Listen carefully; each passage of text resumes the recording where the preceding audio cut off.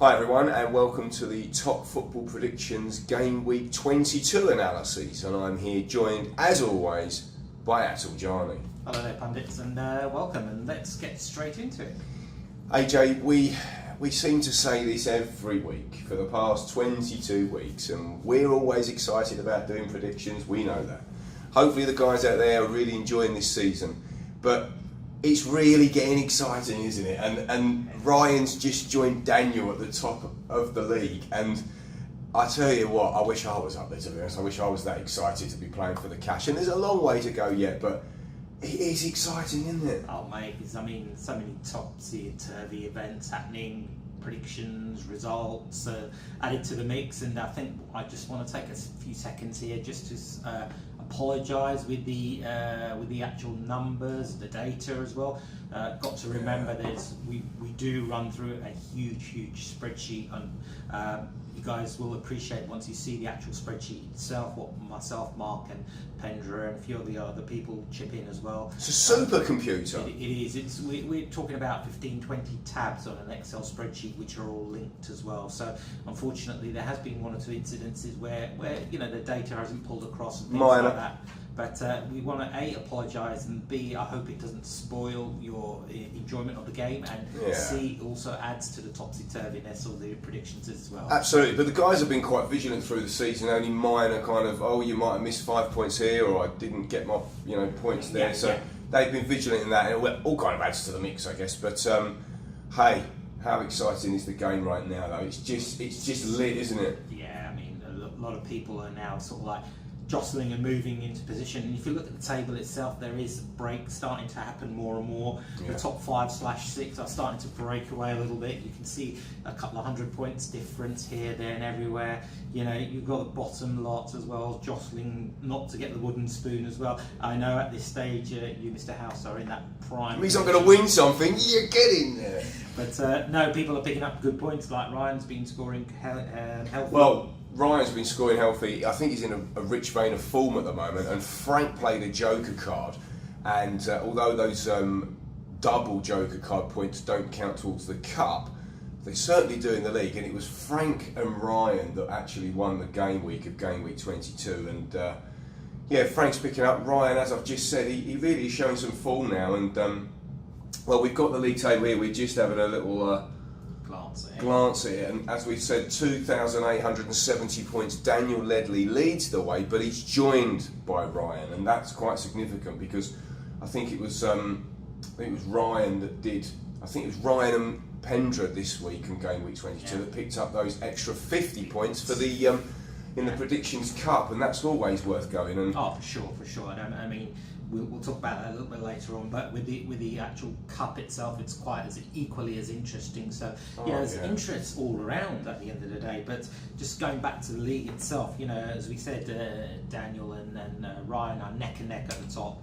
You have got the chasing pack as well with the likes of Lee, Pendra, and Martin. Unfortunately, Martin, we were discussing this the other day, and he seems to have cooled down. But it's calm before the storm, Martin.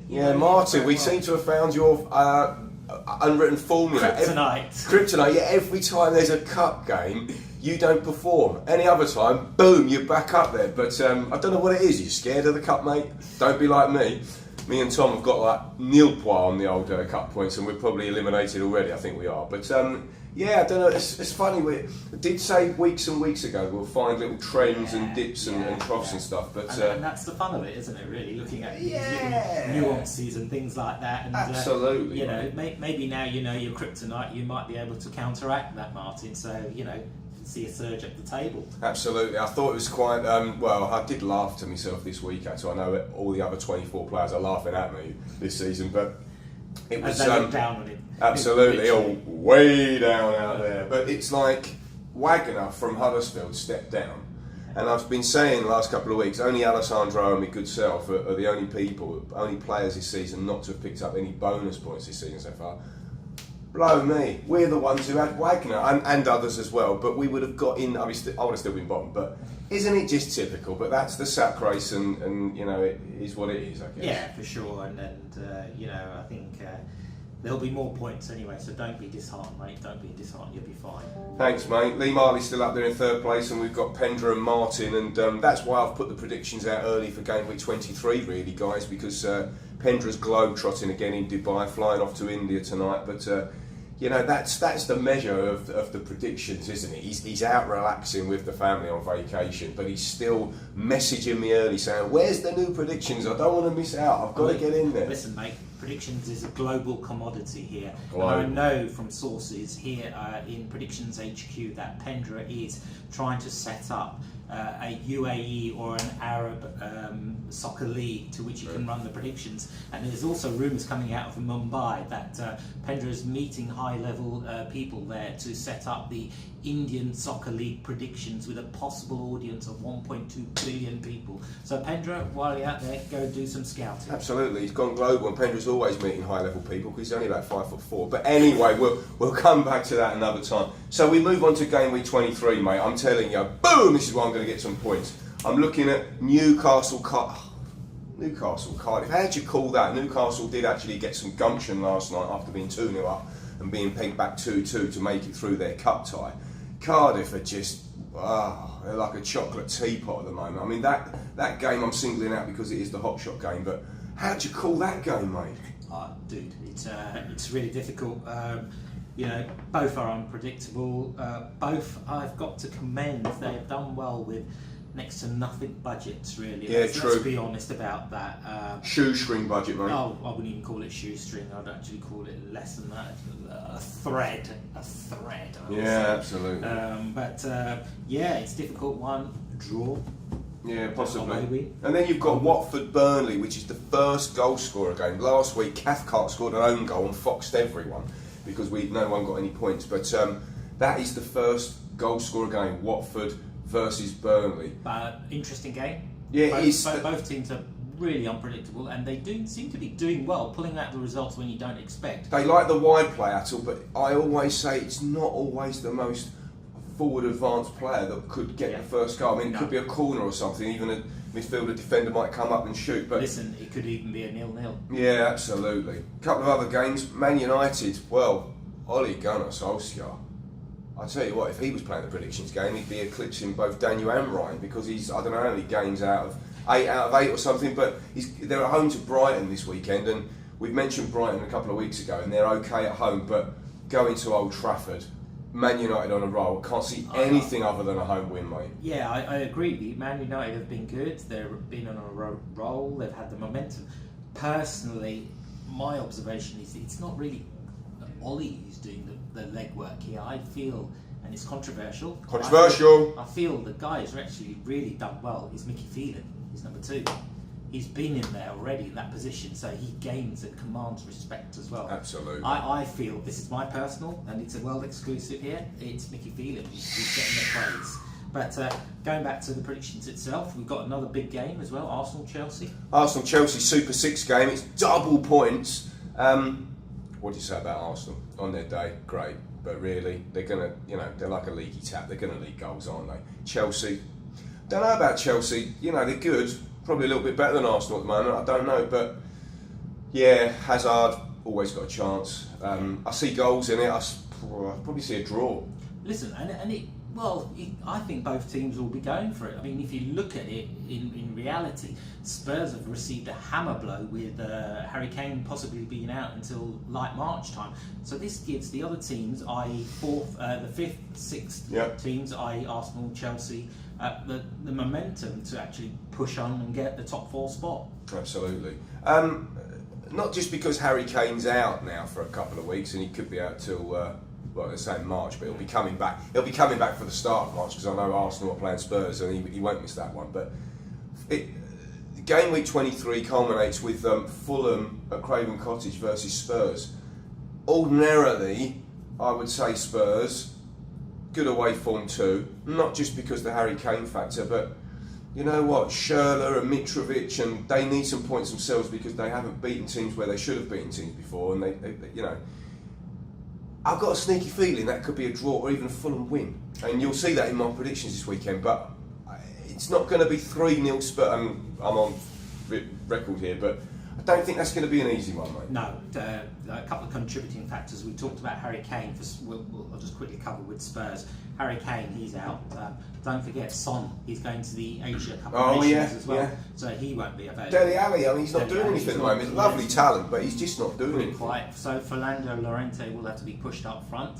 Moving on to Fulham, there has not been too many good results. No. Possibility of getting a good result, but I hear rumours that there's actually been a bust-up within the team itself with Mitrovic and the French guy. Oh, right, okay. Yeah, didn't know that. Must be another exclusive. That culminated a few weeks ago when there was the penalty.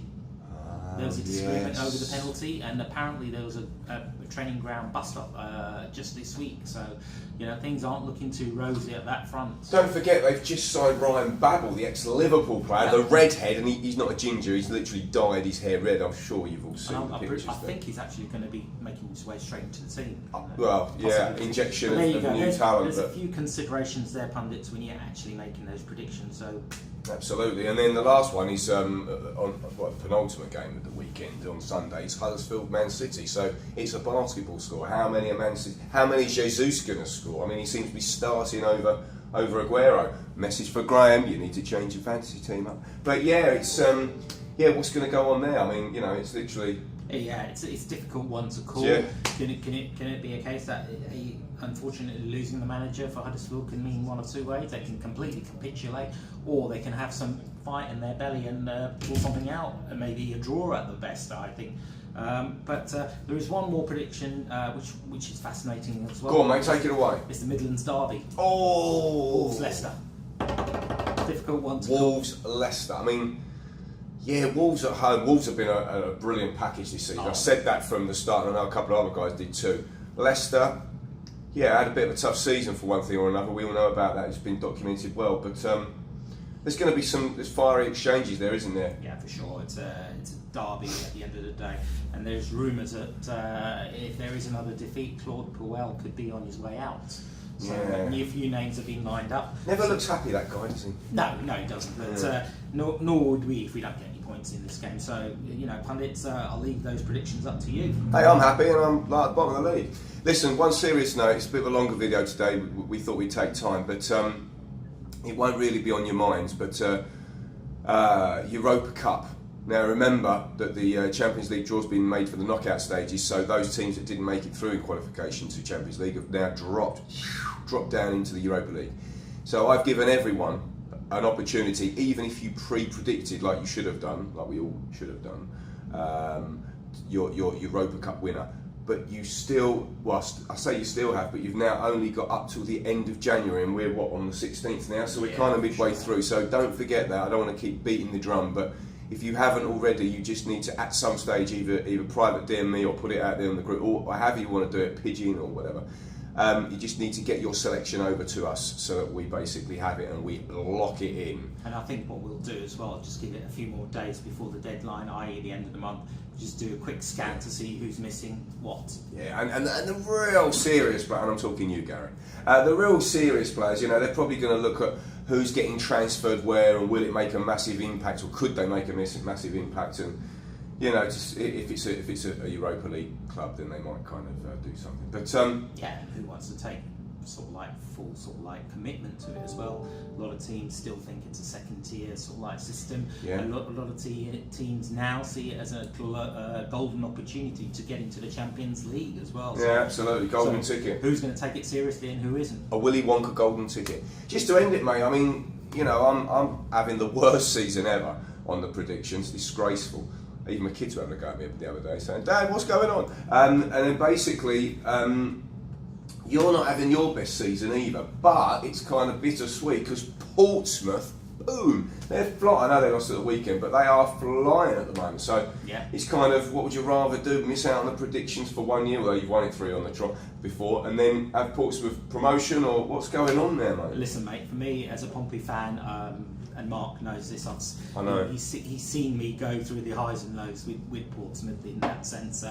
I bleed Portsmouth, I love Portsmouth, and I'm so happy that we've turned things around. And any day I would give up my predictions league. I've won it 3 times. So oh, mate! Don't be a defector. No, it wouldn't be a defector, but it's... What are we going to call it? It's not Brexit, it'll be like predicts. Anyway, yeah, go on. South Coast exit. Yeah. But they're doing fantastic. Lost it, I think, about 3 times now. But it is pretty close. We've got the likes of Luton and Sunderland breathing down our necks as well. Yeah. It's pretty close. But there is, as a lot of the guys I know are supporters of Charlton and other clubs. We've got Charlton, Liverpool, Arsenal, Chelsea, West Ham, there is Spurs. football, and I think what everyone loves, and I can vouch for all the guys in the group. They all love the football outside the Premier League as well. Oh, yeah. I think sometimes we do get fed up with all these prima donnas and these nice pictures and things like that. So fingers crossed, we win promotion and we win handsomely. Championship, and never know, in about 2 or 3 years' time, Portsmouth will be cropping up. People making a prediction on the Portsmouth game, but anyway, game week 23 is where it's at, guys. So get your predictions in, and good luck. Good luck.